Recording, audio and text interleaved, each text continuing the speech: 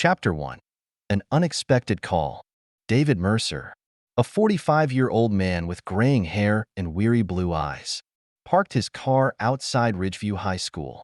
His knuckles tightened on the steering wheel as he took a deep breath, trying to steady himself. The principal's call had been abrupt, almost cryptic, but the word incident lingered ominously in David's mind.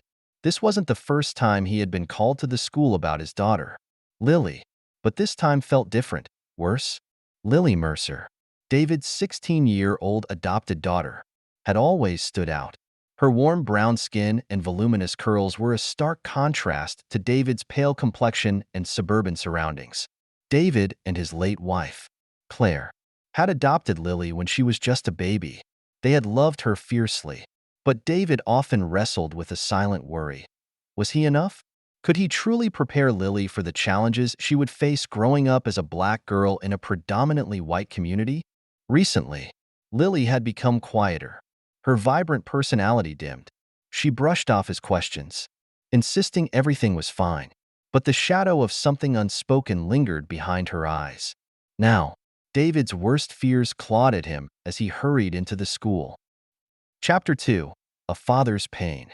The secretary directed David to the second-floor bathroom. "She's with the counselor," the woman murmured, avoiding his gaze. David's heart pounded as he reached the door. Inside, he froze. Lily sat huddled in the corner, knees pulled to her chest, tears streaming down her face. Beside her knelt Mrs. Alvarez, the school counselor, speaking softly. "Lily?" David's voice cracked as he approached.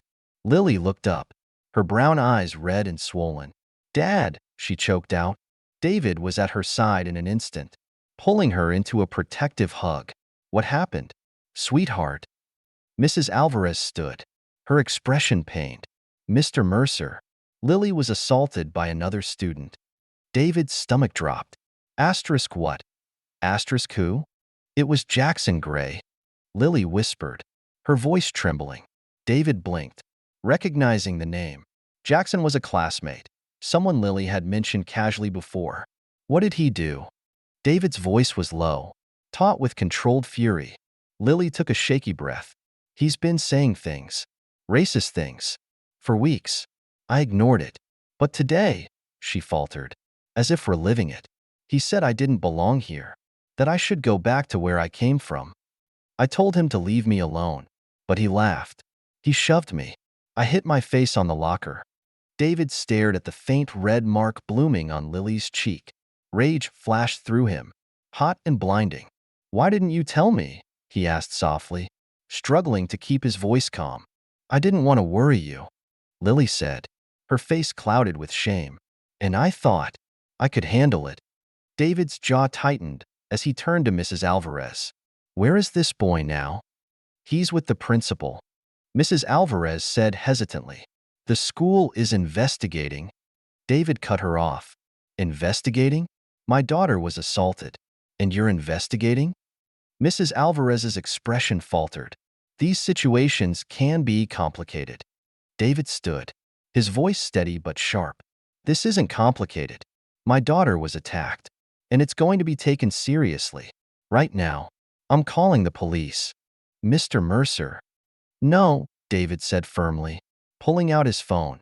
"If the school won't protect her, I will." Chapter 3. Breaking the Silence.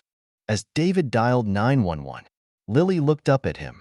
For the first time, he saw something other than fear in her eyes, something like relief. The dispatcher's voice came through. 911. "What's your emergency?" "I need to report an assault at Ridgeview High School," David said, his voice shaking only slightly. "It's a hate crime." When the call ended, silence fell. Mrs. Alvarez shifted uneasily. "Mr. Mercer, involving the police could escalate things unnecessarily." David's glare was ice cold. "You know what escalates things? Silence. Complicity. You knew this was happening, didn't you?" Mrs. Alvarez's silence spoke volumes. Chapter 4. A Line in the Sand. When the police arrived, chaos erupted. Officers took statements. Teachers whispered nervously. The principal, Mr. Rogers, approached David with a strained smile.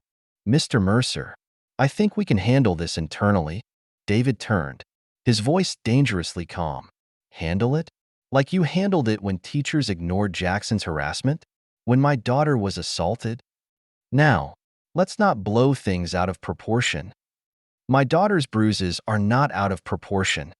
Lily, sitting nearby, suddenly spoke. Her voice was quiet but resolute. It's not just me. Jackson and his friends have been saying things to other kids too. Black kids, Latino kids. No one does anything. Mr. Rogers paled. But before he could respond, a voice cut through the tension. This isn't over. Mr. Rogers. David turned toward the officer in charge. Detective Coleman. We'll be launching a formal investigation. Chapter 5. Ripples of Truth. The story spread quickly. By the next day, news vans parked outside the school. Racist assault sparks investigation flashed across TV screens. Lily's name became a rallying cry for change, though not everyone welcomed it. David received anonymous threats, phone calls, letters telling him to stop stirring up trouble. Lily's classmates were divided. Some supported her. Others accused her of ruining Jackson's life. At home, Lily broke down one evening. Dad, what if I made everything worse? David knelt beside her, his hands firm on her shoulders. No, you didn't make this worse. You told the truth, and the truth needed to come out. Chapter 6. Facing the Divide. Tensions in town boiled over. Protests flared, some demanding justice, others calling for peace and denouncing David's actions. Local businesses picked sides. Meanwhile, other minority families came forward, sharing similar experiences of harassment. One evening, David met Jackson Gray's father, Eric, in a parking lot. What my son did was wrong, Eric admitted quietly, his face lined with regret. But he's not a monster. He's angry about his mom's cancer. We should have seen the signs. David listened, torn. It didn't excuse Jackson's actions, but it humanized him. Chapter 7. Courage in Healing. Lily, meanwhile, found her voice. She started a club at school called Stand Together, advocating for inclusivity and education on racism. With David's support, Lily met Jackson face-to-face in a mediated session. I'm sorry, Jackson said, his voice hoarse. I didn't understand what I was saying. I was just angry. Lily didn't forgive him immediately, but she looked him in the eye and said, I hope you learn. Words hurt, and you can do better. The meeting sparked a quiet shift in the school culture. Students began speaking up. Teachers intervened more quickly, and open conversations about race, once avoided, started happening. Chapter 8. A Legacy of Change. Months later, the school board passed sweeping anti-racism policies. Teachers received training. Programs were created to support minority students. At the final board meeting, Lily spoke before a packed room. I stood here months ago feeling alone, like I didn't belong, she began, her voice steady. But today, I'm standing here for every student who's felt unseen or unheard. Change isn't easy, but it's worth it. David sat in the front row, tears in his eyes, as the crowd erupted in applause. Epilogue. A New Beginning. 2 years later, David and Lily stood together at a national education conference. Their story had inspired schools across the country to confront racism. None of this was easy, David said to the audience, his voice strong. But when your child's voice is silenced, you fight to make it heard. And sometimes, that fight creates something bigger than you ever imagined. Lily squeezed his hand. Thank you for fighting for me, Dad. David smiled, his heart full. Always, sweetheart, always. And together, they stepped into a future forever changed, one built on courage, truth, and love. The end.